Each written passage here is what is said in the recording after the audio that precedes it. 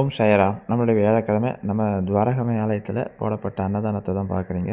இந்த அன்னதானம் வெஜிடபிள் பிரிஞ்சி, குழிப்பணியாரம், சுண்டல் இது எல்லாமே வச்சு அவங்களுக்கு கொடுத்தோம். ரொம்ப சந்தோஷமாக பார்த்தாங்க. வெஜிடபிள் பிரிஞ்சிக்கு அந்த வெங்காயம் ரைத்தா, அந்த ஆனியன் ரைத்தா போட்டுருக்குறோம். குழந்தைங்க விரும்பி சாப்பிட்றாங்க. உண்மையிலே ரொம்ப சந்தோஷமாக இருக்குது.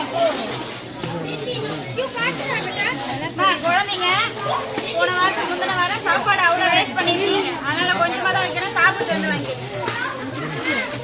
முந்தி வரையும் எவ்வளோ தேவை அதை மட்டும் சாப்பிட்டு வேஸ்ட் பண்ணாதீங்க சாப்பாடு.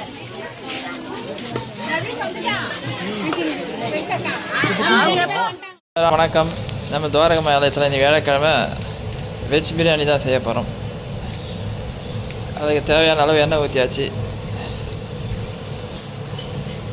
6 லிட்டர் எண்ணெய் ஊற்றுவோம் சார். நம்ம ஒரு 25 கிலோ அரிசி போட போகிறோம். 6 லிட்டர் எண்ணெய்.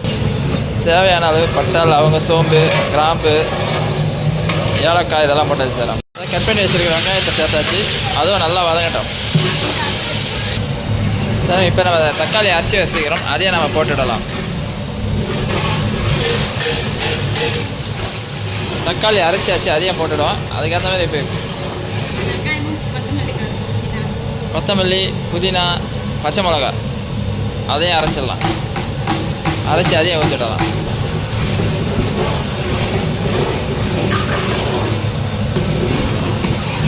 இது கொஞ்சம் பச்சை மிளகாய், இது பச்சை மிளகாயும் அரைச்சி ஊற்றிடலாம். பூண்டு அது எல்லாத்தையும் பேஸ்ட் பண்ணி அரைச்சி வச்சுருக்கிறோம். அதையும் போட்டுட்டு நல்லா வதக்கணும். அந்த பச்சை வாசம் போகிற அளவுக்கு நம்ம வதக்கணும்.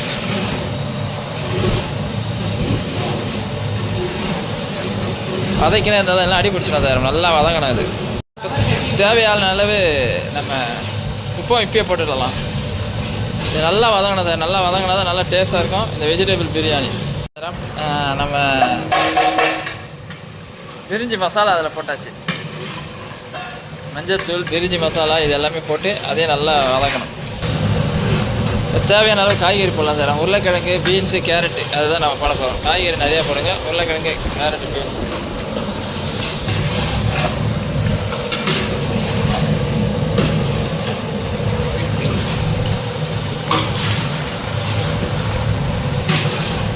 நாம் மில் மேக்கர் கொஞ்சம் போட்டுடலாம். வெஜிடபிள் பிரிஞ்சின மாதிரி மில் மேக்கர் போடலாம். நம்ம குட்டி குட்டி மில் மேக்கர் இருக்குது, அது போட்டால் நல்லாயிருக்கும். குழந்தைங்க விரும்பி சாப்பிட்றாங்க. அதையே நம்ம போட்டுடலாம். இப்போ நாம் தண்ணி ஊற்றலாம். தண்ணி கரெக்டாக அளவு ஊற்றினா தரோம். வெஜிடபிள் பிரிஞ்சிக்கு நம்ம கரெக்டாக தண்ணி ஊற்றணும். 1 கிலோவுக்கு 1.5 கிலோ தண்ணி.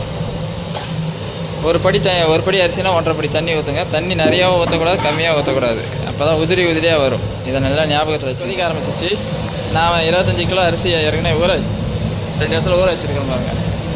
ரொம்ப நாள் ஊற வைக்கக்கூடாது. ஒரு 5 நிமிஷம், அதிகபட்சமாக 5 நிமிஷம் தான் ஊற வைக்கணும். ரொம்ப ஊற வச்சா குழம்பு நடந்ததுனால அரிசியை அலசிட்டு அதை எடுத்து இப்போ போட போகிறோம்.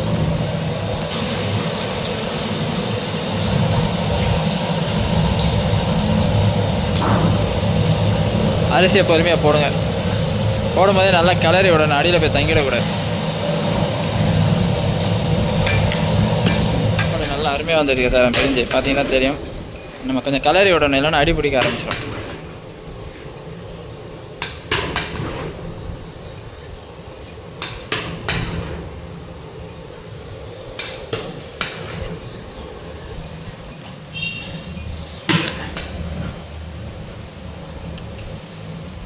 ரொம்ப அழகாக வந்திருக்கு சாப்பாடு. இன்னும் 2 நிமிஷம் பார்த்து வெஜிடபிள் ரைஸ் ரெடியாக மூடி வச்சு பண்ணால் சாப்பாடு, சுவையான சாப்பாடு ரெடி ஆகிடும் சார். அதெல்லாம் சுவையான பிரிஞ்சி வந்துடுச்சு. வெஜிடபிள் பிரிஞ்சி. இது மேலே புதினா போட்டு அதை மூடி வச்சிட்டிங்கன்னா ஈவினிங் நம்மளுடைய துவாரகமை அன்னதானம் போகிறதுக்கு ரெடி ஆகிடுச்சு. இதுக்கு நம்ம வெங்காய பச்சடி ரெடி பண்ணியிருக்கிறோம். என் குழந்தைங்களுக்கு வெங்காய பச்சடி பிரிஞ்சு கொடுத்தா அவங்க ரொம்ப சந்தோஷமாக சாப்பிடுவாங்க சார். புதினா போட்டாச்சு.